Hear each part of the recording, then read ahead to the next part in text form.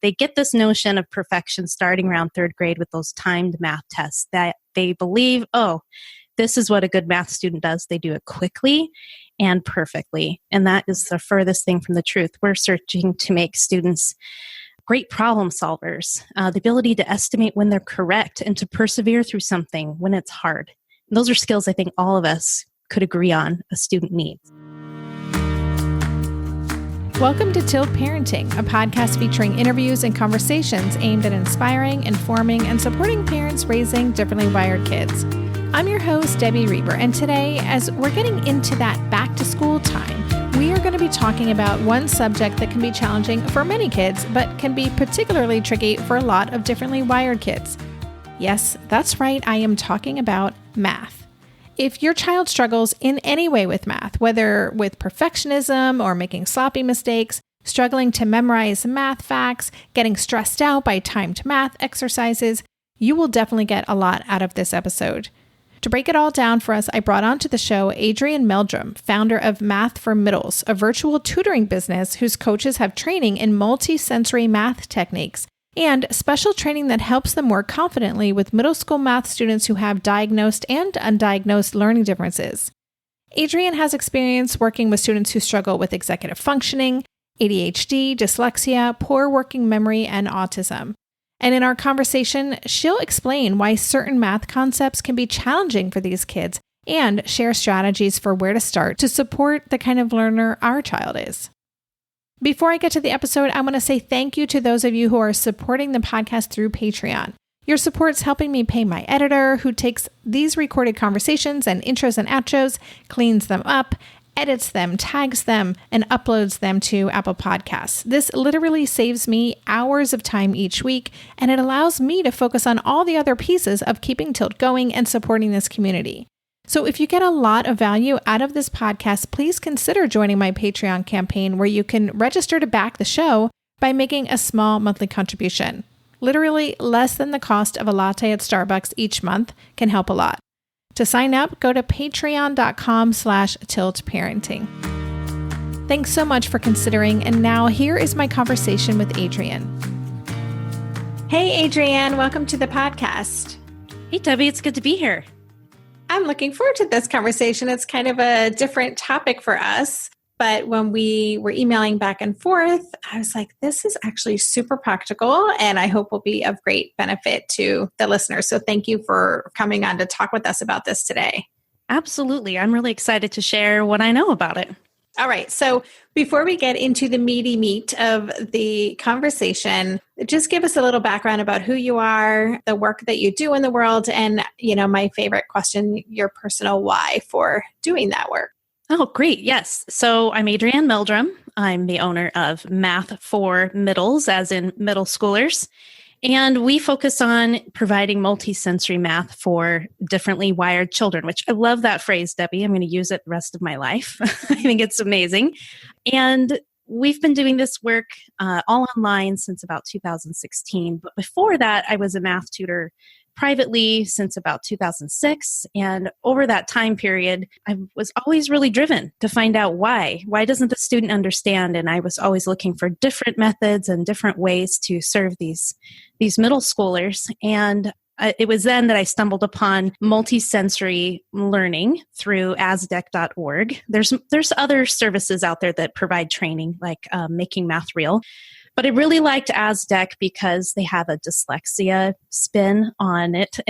Language is a really big part of math, and I love how they teach it. So I've gone through all of their training, and I've been using that with my students, and we've had just tremendous results. And I really love the work I do. And so my big why, though, is I'm all about finding and seeing those unseen children in the middle school years. So typically, a lot of my students find me in sixth grade because that's when it all falls apart.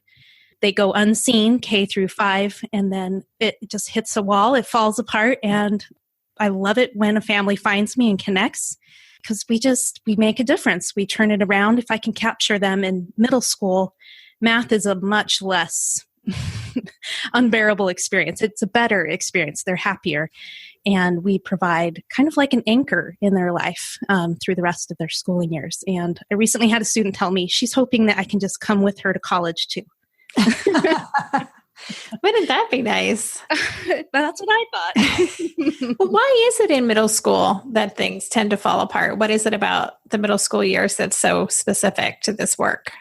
Yeah, absolutely. So K through 5, what's going on is students are building this foundation of number sense. They're learning everything from how to add and subtract, multiply, divide, how to do fractions, those kinds of things, the place value system.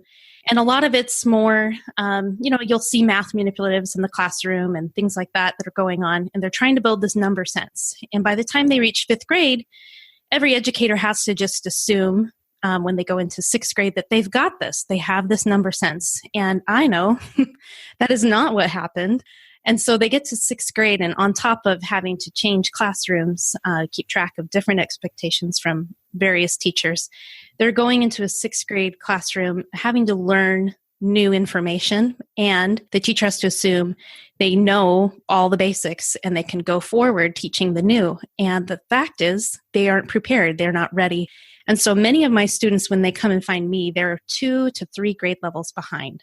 And so a lot of my time is spent filling in those gaps and going back and giving them rich multisensory experiences so that the math coming at them is easier. And so it just tends to fall apart. And if I can, like I said earlier, capture them in 6th grade, things go a whole lot better. But if we wait till they're sophomore or junior, it is a hard sell. They are so damaged and beat up inside about their math abilities, it's really difficult to get in there and make a change. And so we're pretty intense during those 6th and 7th grade years. And then we stay on usually with students to help them. But as I said, that we're the anchor for them, and they know that we already understand how their brain works. And so they rely on us to help them get through all of the math years ahead of them. So I'm just kind of curious then, what is it that prevents the students from learning these skills in the elementary school years? Like, it's to be 2 to 3 grades behind, yet they've still progressed on a grade level, matriculated to the next year. What is it that's preventing them from coming into 6th grade with that foundation intact? Absolutely. So let me first correct, many of them are not coming in at grade level. Our system is super broken. So what happens is before a student can even qualify for services, they have to fail standardized testing at a state level many years in a row. Wow. Which is really unfortunate. And so they keep passing these students on knowing full well they don't have all of the skills they need. And so it's super frustrating for me because for years, these students, most of them starting in 2nd, 3rd grade, they know they're bad at math. They know things aren't going well, but they're stuck fighting the system. This is the story that plays out every time we have a new student call. Parents are telling us, well, for years, we've been battling the school and they won't give us the help we need. So part of it is it's a broken system, and teachers don't have at their disposal the tools to recognize what they can do to help the student keep, filling in these gaps that they're having. So, but some of the reasons why these students fall behind is they're differently wired. So for like a dyslexic student. So with math facts, what ends up happening is for a dyslexic student, it's a word retrieval practice, actually. It has really nothing to do with math per se. A student that struggles to retrieve words and remember those things is going to struggle to remember their math facts. And so typically you see this popping up 3rd grade. They're really struggling to remember even just basic addition math facts to multiplication ones. And that's a big deficit because the brain's spending all this time trying to remember, because we don't really allow students to use calculators or anything like that in younger grades. And so they're using all this mental bandwidth. And then when the teacher's trying to teach something new, they're spending time trying to remember what 6 times 8 is over what new information's coming in to apply. And another thing that happens too is teachers tend to teach the way they saw being taught, even with the implementation of Common Core, which is way more in line with what multisensory math is.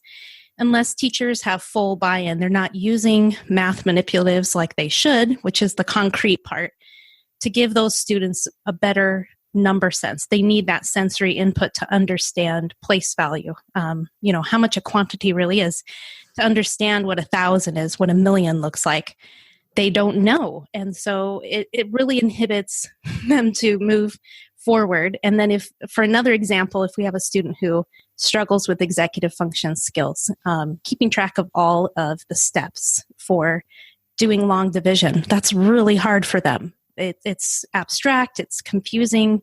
They're not keeping track of the steps and they get them all confused, and it causes a lot of errors. And so teachers are moving at a quicker pace and spending time in abstract, and then our system's broken. Those are kind of the three things that are at play here that cause so many problems down the line. So I'm curious then, so before we kind of dive deeper, you've mentioned the term multisensory math a few times. You just talked about the importance of sensory input using math manipulative. So can you explain that further for people who may not be familiar with what that is, what multisensory math is? Absolutely. So during the 90s, they were doing a lot of research about how the brain learns math. So in the 80s, it was, the reading wars. In the 90s, it was the math wars. And they learned that the brain learns math best when we start with the concrete. So that's stuff we can touch. And then we move to representational, and that's images. And then we move to the abstract, which is just numbers. And you and I learned math mostly abstract, right? I can't think of a time that I remember playing with manipulatives at school. It was always just numbers on the page. And so that's part of it, is we systematically move through those, and that's in line with the Universal Design for Learning. I don't know if you've ever heard of that. It's called UDL. And so these are the hallmarks of what makes the multisensory experience so rich. It also falls in line with, the OG method for reading, the visual, auditory, kinesthetic. They go together. And so that's the framework we use at Math for Middles with students, is we always start with the concrete. We mail things to our students and they work with those items in real time. We all have the same things. And then we move to just images for a long time. And you would be amazed at my students will often do really, really well with those first two. And then once we get to the abstract, it gets really hard. And so it's a really important thing. And so multisensory math instruction is appropriate for all students. Every student could benefit from learning this way, but it's essential for some. It's essential for those kids who struggle to read, who maybe have like a low working memory issue. Even autistic students can benefit from it, kids with ADD.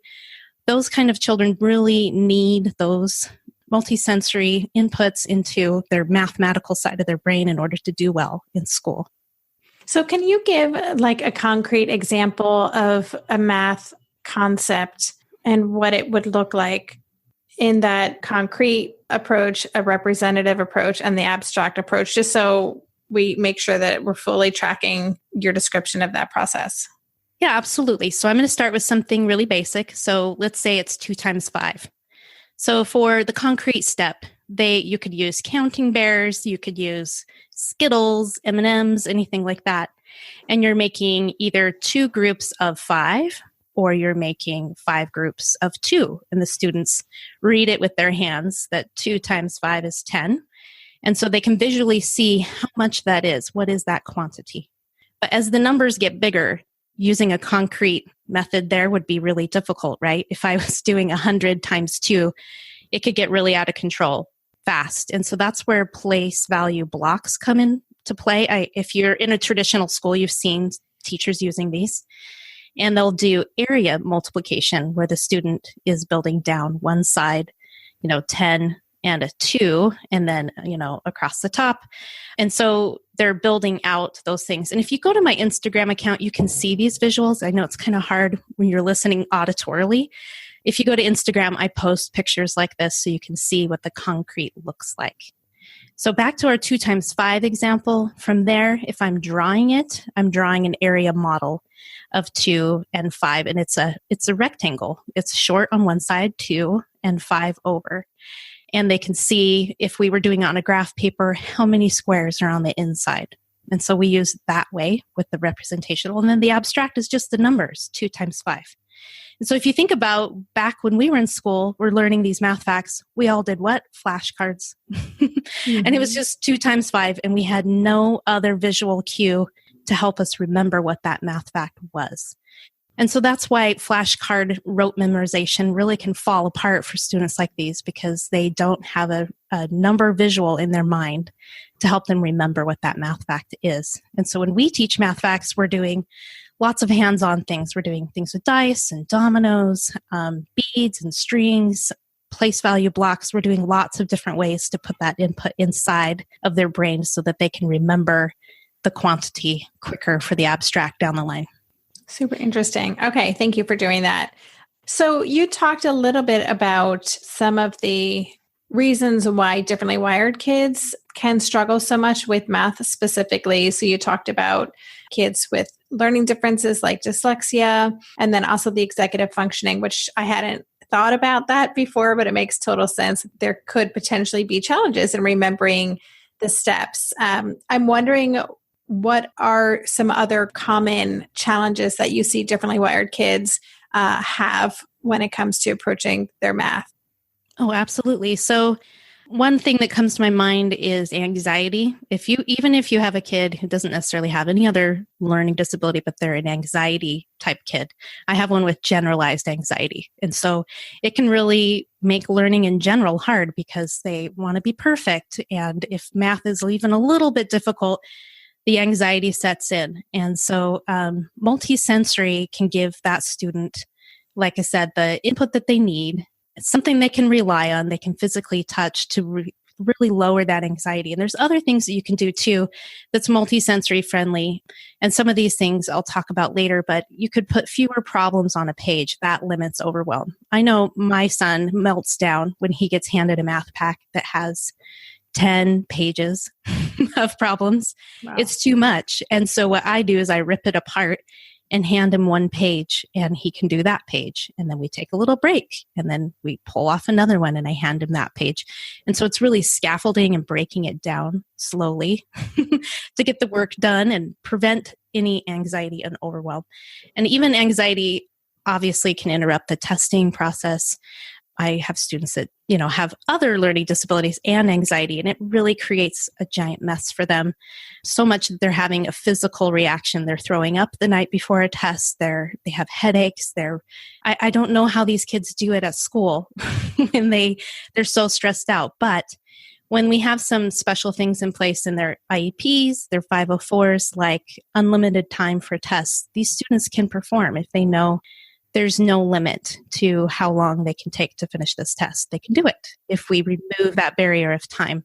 If they can have some sort of graphic organizer to help them remember the steps so that they're not having to rely on that retrieval. It's just there to help them. Those kinds of things really limit anxiety, and those are the things we do at Math for Middles. And then I think, too, maybe some parents might have heard the phrase dyscalculia or dyscalculia, depending on where you live. Yeah. I think often a lot of students are misdiagnosed, actually, because to be truly dyscalculic, you have struggles with a sense of time and grasping money and directionality. And those things affect everyday life. Like this student really struggles to go to the store and pay something, or doesn't really know when they should get ready for some event that's maybe in the afternoon. And so they might get up really early and get ready when they don't need to. And even think about driving. Driving is a very directional heavy activity. And so driving could be really hard for students like this.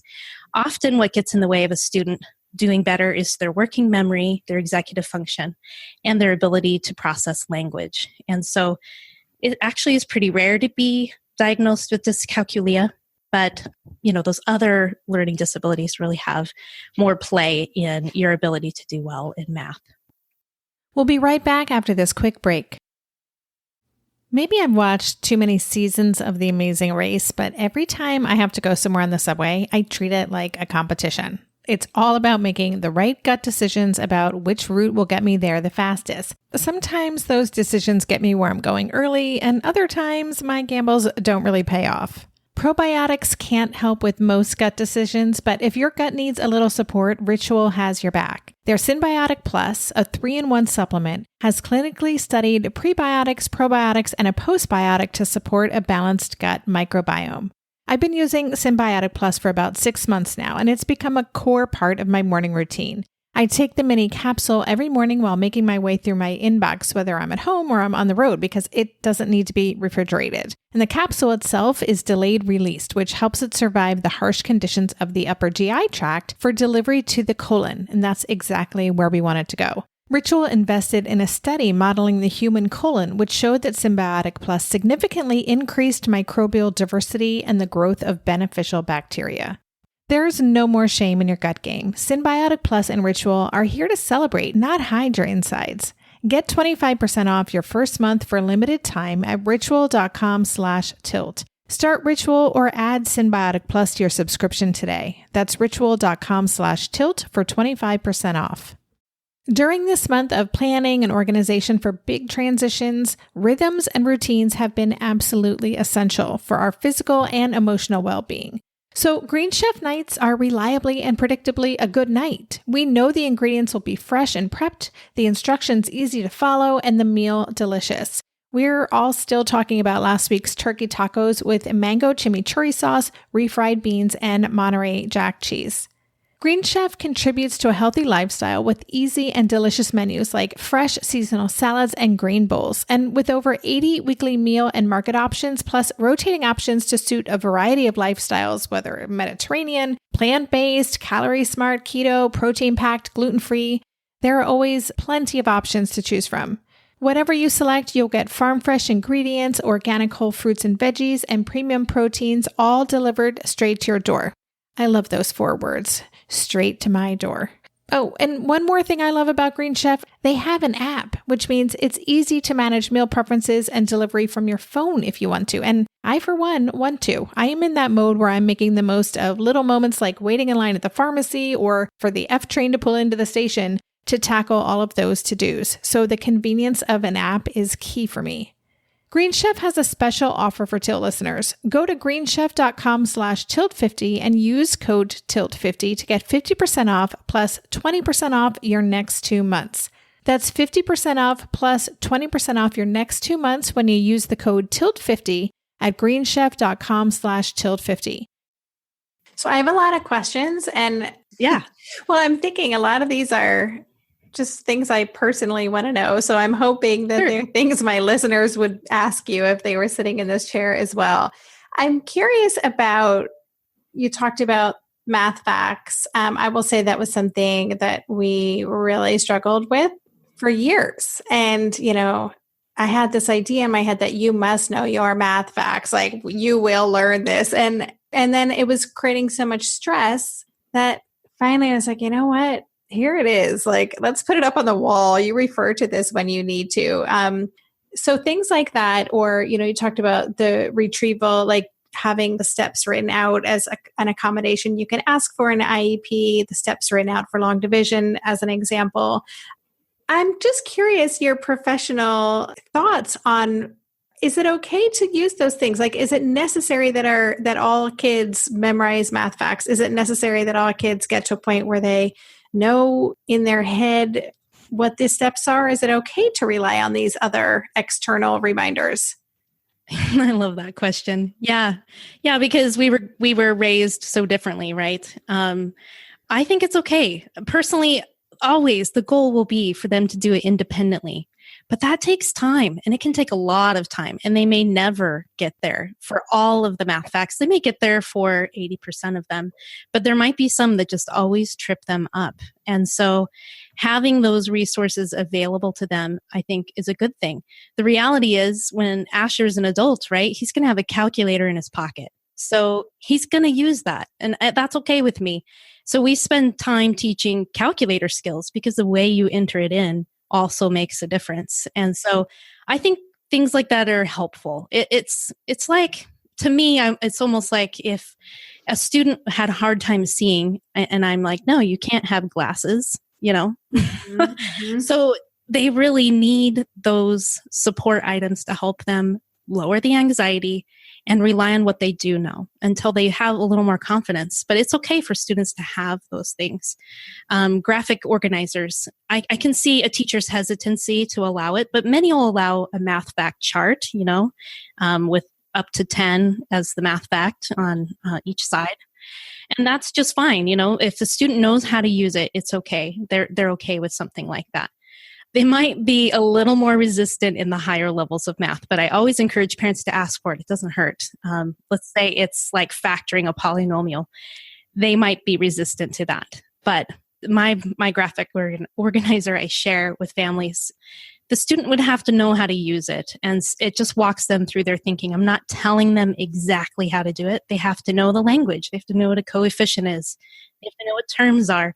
So I had to have done a good job teaching those things for that tool to be effective. And so I don't feel like it hurts the student. It only benefits them. And I also think it's an empowering thing. It teaches the student to speak up for what they need. And we as adults, we could all learn a lesson from that, right? We all need to be able to speak up for what we truly need. And having these tools available to them gives them a sense of empowerment, in my opinion. Yeah, I love that.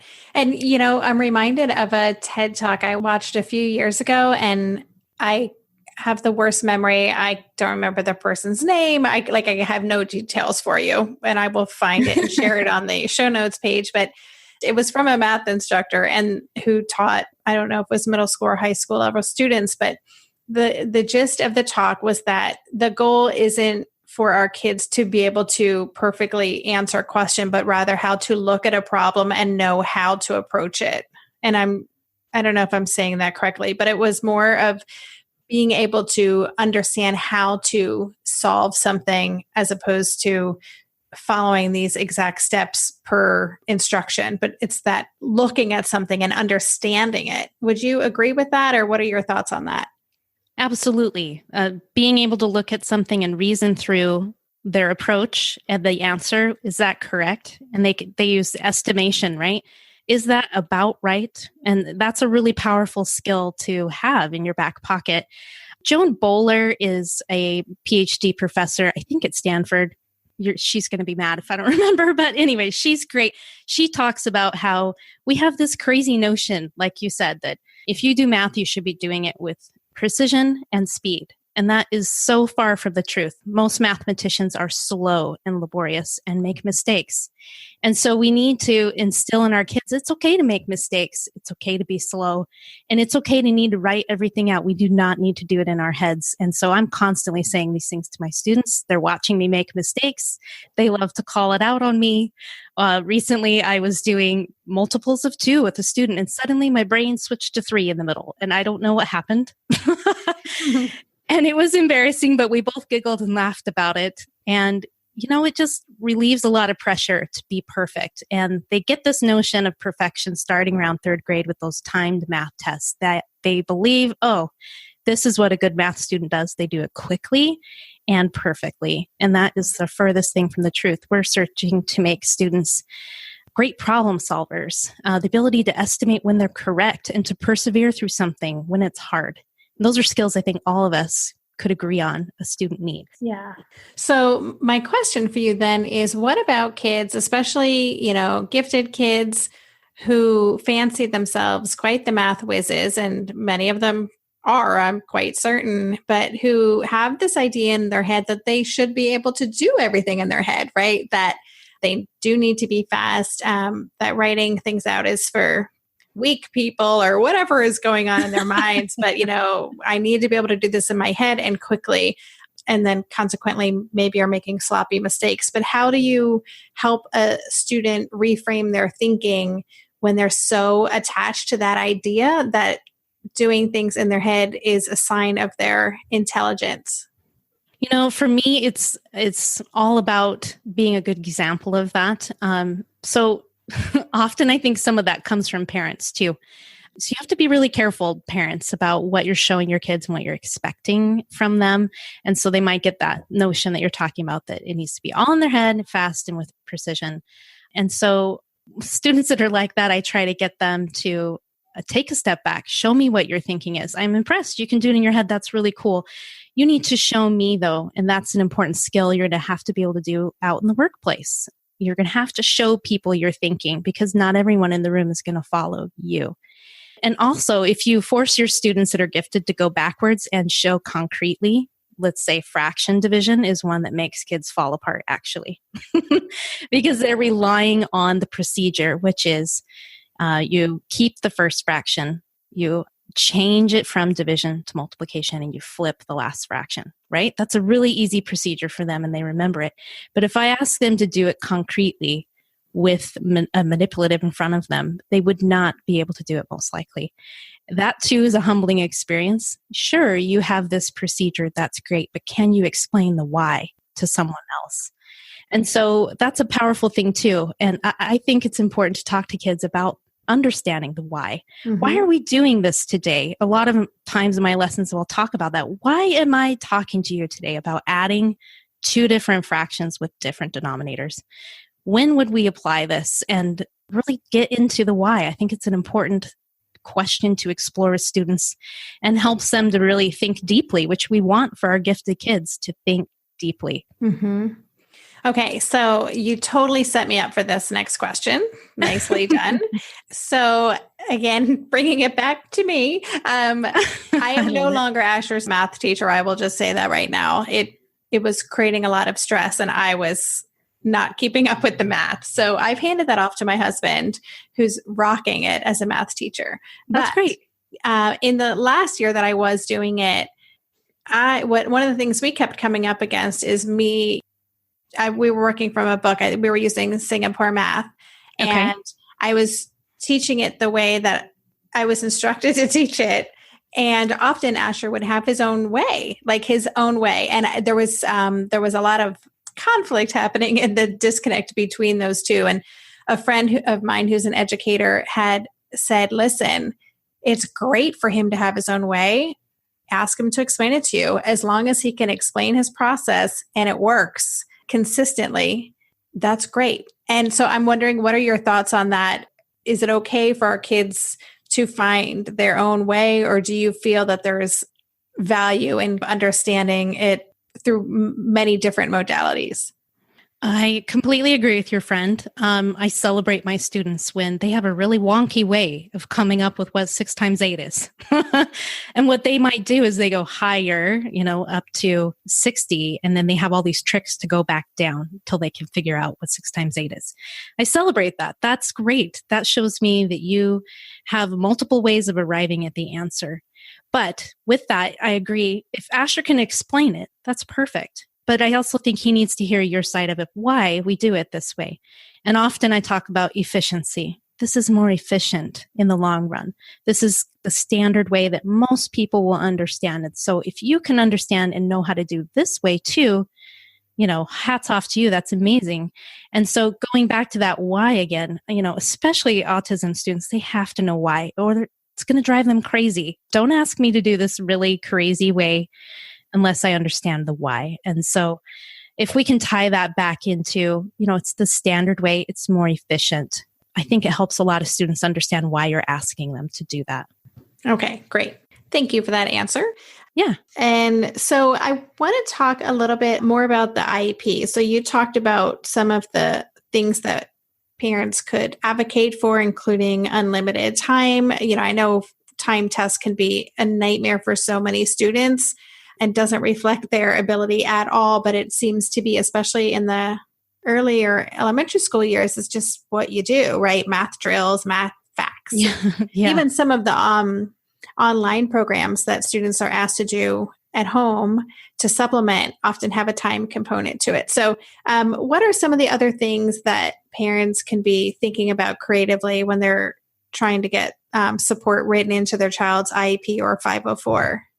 Sure. A couple different things. I think I mentioned graphic organizers would be a great one to ask for, that they can have it out during a test, during, a quiz, something like that. Anytime that there's maybe a more time component to it, because it would support them in remembering. So graphic organizers is a good one. Calculators, I'm just kind of running through the list in my head. Another really important one that I think is a little bit hard to get, but if you can get a school to agree to it, it will make a big difference, which is more space on the paper. So ample space for work. So instead of having 32 problems on one page, it's 4 problems per page, which just sounds crazy, right? Oh, all the copies, that's too much. but these students that struggle with math, most of them have really sloppy handwriting. So having that ample space to write and show their work is going to be really helpful for them. And a lot of errors are made from having to take a problem from the paper and transfer it to a different piece of paper.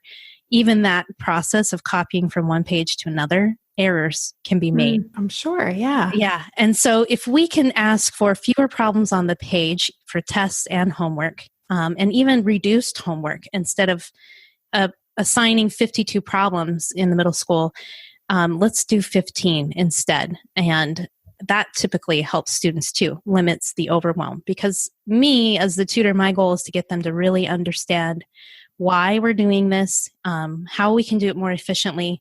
And so we're spending a lot of time doing that instead of mindlessly going through these exercises. They're not retaining as much. And so if you can ask for reduced problems, that really, really helps. We'll be right back after this quick break.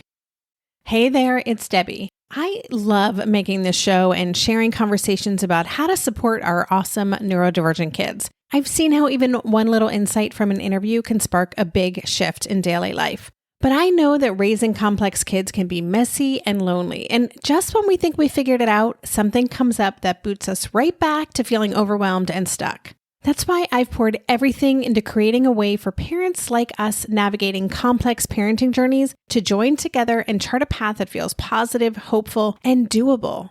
It's the brand new Differently Wired Club experience. In the club, you'll get personal support from me and other seasoned parent coaches, 6 live calls every month where you can connect and get your personal questions answered, the opportunity to learn directly from authors and experts like I have on this show, monthly themes for getting specific and tactical, an exclusive private podcast feed, and the best, most generous community of parents. Seriously, these folks show up for themselves and each other, and that right there is really everything. Because it's a daily reminder that we're not alone. Our kids aren't broken, and we have totally got this.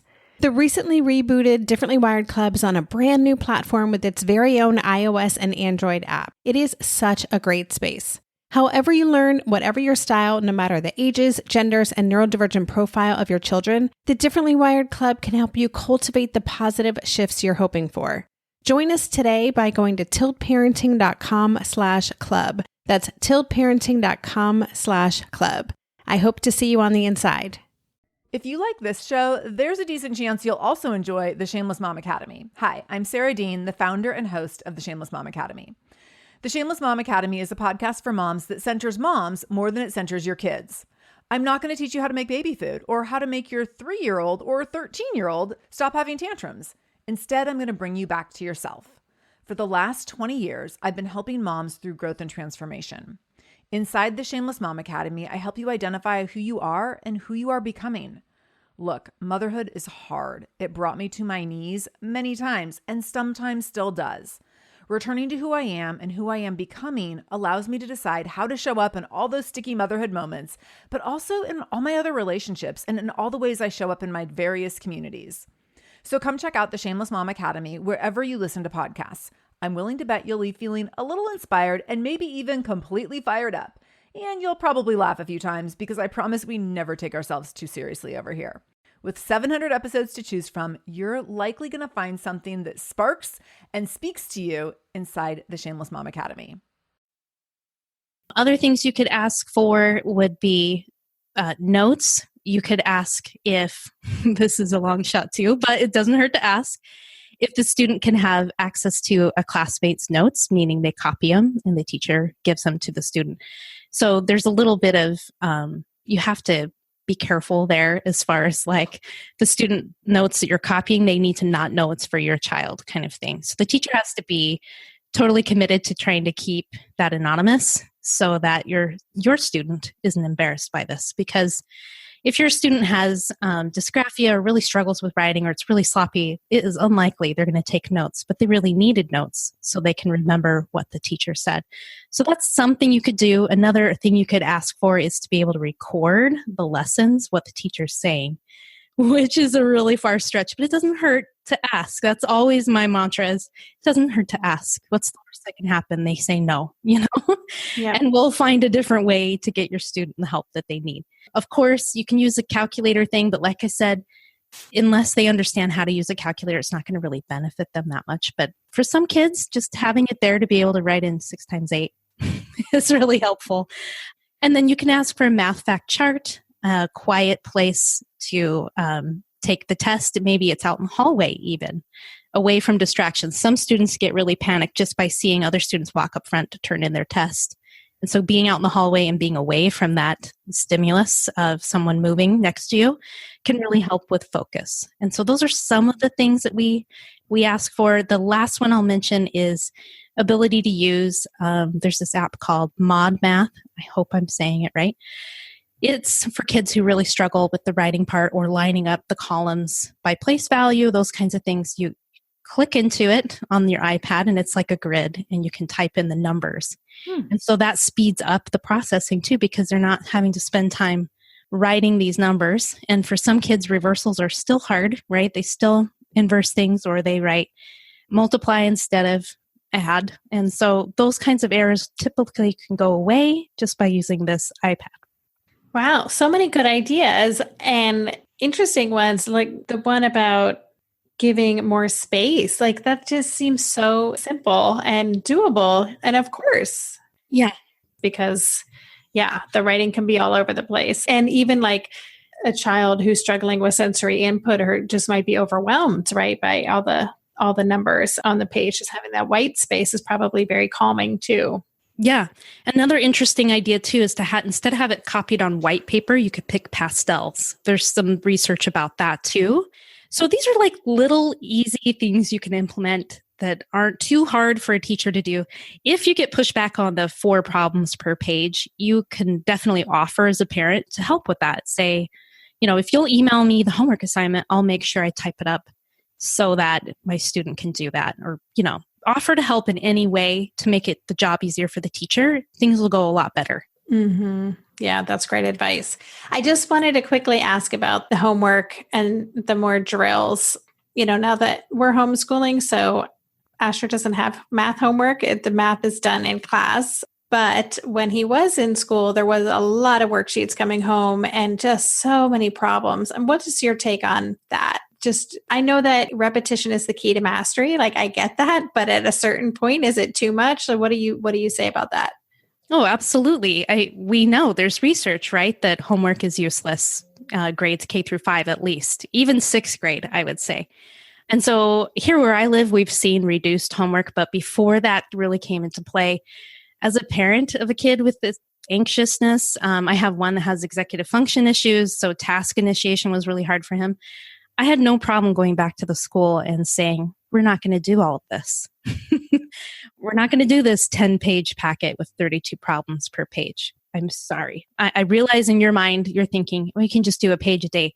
That's not going to work for him. So teachers sometimes don't like that. And teachers may give you flack for that or treat your child differently. But I think it's inappropriate to push that much repetition on a student. Especially like for a dyslexic student, if we can really drill down the why and how to do it, they can master that and draw on it as much as they want. But if we beat them down with repetition, it just takes any joy out of it for them. Yeah. And they're not going to be as willing to access what they do know how to do. So I'm all for reduced homework. I realize that the homeschool, you're probably just relying on what you remember doing. I would say fewer problems is just a good rule overall. And if your student's showing, really good proficiency, even, they don't have a learning disability, but they're showing proficiency with that topic, I don't think you should drill it in. Yeah. But maybe, answer. yeah. You can go and revisit it, see if they're retaining it. 4 weeks down the line, go back and see if they're remembering it. And if they are, then you're good as gold. Keep going, but don't beat them over the head with that. I love that. Okay, good. So I just, and I want to be cognizant of the time here, but just quickly, what about, what I hear from a lot of parents and friends is just like the math homework where the child is really frustrated in the moment. Like, I don't know if that's something that the work that you do with families entails, is just like helping parents know how to work through that sense of stuckness in the moment with a concept that's not resonating, or maybe the child's getting really upset and the parent is getting frustrated. Like, do you have any advice for those types of circumstances? Oh, absolutely. I have. Anytime someone brings this up to me, I always think of this cartoon by Adrianne Hedger. I don't know if you know her. She's Hedger Cartoons. She's hilarious. She's got several funny homework ones, but just, about my arms are broken, I can't do this math, or they're screaming and crying, and you end up wasting 3 hours waiting for the tantrum to stop. So I hear you. I've been there. I've done that. I've watched my child burn holes through paper, erasing things. Just, it's hard.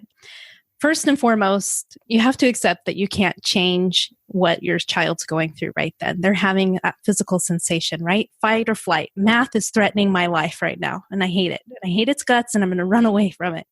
And we have to remember, too, that all learning is processed emotionally first. So if you come in hot and heavy, like, okay, we're going to get in here, we're going to get this done, you're going to get a lot of resistance because they're feeling threatened already, and your intensity doesn't help the situation. And so you got to keep yourself calm and neutral. And Michelle Eichard, she wrote this book called, oh gosh, the name's escaping me on the spot. I'll think of it. But she talks about the neutral face. When you're 12, you have this inability of reading facial expressions correctly. It's all gone because the front part of your brain is under construction. So they're looking at you, and your curiosity or frustration with the problem, not the child, comes through, and your child thinks they're angry at me. They hate my guts. And so they're emotionally processing all this information, and homework just explodes on you because you were seriously curious about how to solve this problem, or why did the teacher pick this way? I'm not really sure. So try to keep your face neutral when you're working alongside with your child. So those are things that all involve you. You're a big part of the drama, actually. So you got to keep yourself That's the neutral. case with everything, isn't it? Yeah, it is. It is. It's really hard. I'm not telling you it's easy. It's hard to do. And there will be times too where I'll point out to my son, look at my face. Do you really think I'm feeling angry? No. And I'll say, right now I'm feeling blank. I'm feeling frustrated too, because I don't remember how to do this, whatever. So a lot of it has to do with you. So going back to it's emotionally processed, we need to try to do something to, make the mood lighter. So I always love starting with some math fact practice, or just something easy to do, something they already know how to do, just to get over that initial resistance that it's time to do math. And so all of my students, we do this game called Island Conquer, and you roll some dice and you do some area multiplication. They love that. It gets rid of that resistance. It makes them calmer. And then we do the math. If I don't spend time doing that, usually the session's a lot harder because I rushed them into it. And so they need that little bit of warm up. So that's something easy you could do to make homework a little bit better. And I have a link for that too, if you want some more ideas on things you could do to warm up the brain to do math that I could share with you. So once you've got those going on, you also need to try to limit what's going on environmentally around you. We are hardwired to, like we're on the planes. We're tracking for motion. And so if you've got a sibling that's bouncing around in the background, that's going to totally distract them. Or the dishwasher's running, that humming might actually distract them. And so I know you've had Seth Perler on before, and he mentions having a sacred study space. This is a really, really good idea for those reasons. We're hardwired for distraction. And so try to find somewhere quiet to maybe do the homework. For my kids, they didn't love sitting at a desk, but they were willing to do it at the kitchen table or on their bed or on the couch with me. And then from there, so we've covered emotional. I'm trying to keep track of it all. So from there, then it's like, can you do 3 problems for me? So back to that task initiation, they might resist it at first. And so 3 problems. And they might say, no, no, Mom, I won't do it. Okay, how about 2? Can you give me 2? Can you give me 1? And you can even go as far as, will you write your name on the paper? Like just going back until you find something they can say yes to. And sometimes at the end of the day, really, it's just that you and your child have this strained relationship, and it's probably time to get a tutor involved at that point. someone neutral to come in and work with your child, because most likely they're going to be polite to that person because they don't have any history there, and they can get through it a lot faster. With my students, when we're doing homework kind of stuff, I try to show them how much you really can get done in a 10-minute span. I'll make them aware of that time, because so many of them do struggle with time. They're not really sure how much has gone by. And so I'll say, look, we did 5 problems in 10 minutes. That's great. Don't you think that's great? If we continue at this rate, how much longer will it be till we finish? And just having that road mark in their mind that it's almost over can really help them push through and finish this task ahead of them. Those are great strategies. Thank you so much. And just for listeners, I'll include links to the things that Adrianne is mentioning and to the Seth Perler episodes. And so you can access all of that. But, you talked about a tutor support. So as a way to kind of wrap it up, can you tell listeners where they can connect with you and in what ways they could engage with you if this is something their child's struggling with? Absolutely. So you can always find us at our website, mathformiddles.com. We have a Facebook account, Instagram, and we interact on both of those. So those are the easiest ways to find us. If you want to schedule like a free call with me and just talk to me about your child and decide, is this the right fit? I'm happy to do that. You can go over to our contact page and schedule a time. You submit an email and we'll reply with times that work for us. And so we've got a growing team of people that are trained in multisensory math. We're always growing because the demand's so high, because actually multisensory math tutors are a little bit difficult to find. So we work all online, which means it doesn't matter where you live. We can help you no matter what. And our parents, while at first they were maybe a little bit resistant because a lot of us were not digital native, it actually, doing it all online is so awesome. I see my students with their cats in their lap. They're in their pajamas. Some of them might have their weighted blanket on them. Whatever helps them feel comfortable. Like I said, all learning is processed emotionally. And being in your own home is awesome. And you'd be surprised they do not get distracted online. They're on task. It's super interactive. They have items in front of them that we've mailed. They're interacting with stuff on the screen. It's the best of all things. You're not running your child to another appointment. They're at home. They're comfortable. They're safe. Online tutoring is the best, in my opinion. So that's my little plug. I adore it. It's my favorite. It's just amazing the different ways that kids can learn today. I still find myself every now and then saying to Asher, can you believe I went to graduate school without the internet? It's incredible Yes. What is available and how we can get them support in so many creative ways. So that's really exciting. And thank you for this conversation. Super interesting. I got a lot of my questions answered. Hopefully this has been helpful for listeners too. I do know, and I hear from parents and again, just friends with their kids, that math, as you know, is just one of those subjects that can really stop a kid in their tracks and get them stuck. And I just really appreciated you sharing all this insight with us and the tools and tricks that you share. So thank you so much. You're welcome. I'm really happy that we were able to do that. And I just want to tell parents, you're not alone. Math is hard in general for most people. So we're here to support you. We're here to see your child and help them learn in the best way possible for them. You've been listening to the Tilt Parenting Podcast. For the show notes for this episode, including links to Adrianne's website, Math for Middles, and all of the other resources we discussed, and there were a lot of them, visit tiltparenting.com/session119. If you haven't had a chance to check out my book, Differently Wired, yet, I invite you to download the first chapter and table of contents at tiltparenting.com/book. I have been bowled over by the response from our parenting community so far, and I'm just thrilled to hear from parents who say the book is helping them feel optimistic and confident about raising their exceptional kids. And of course, I couldn't end a podcast without my weekly reminder to leave a rating and/or a review for the show on iTunes. There are a lot of parenting podcasts out there. Those ratings and reviews really go a long way in helping keep our podcast highly visible. And that just makes it that much easier for me to land bigger guests and when I can send out that email and talk about how high performing this show is. So thank you so much for helping me. And thanks again for listening. For more information on Tilt Parenting, visit www.tiltparenting.com.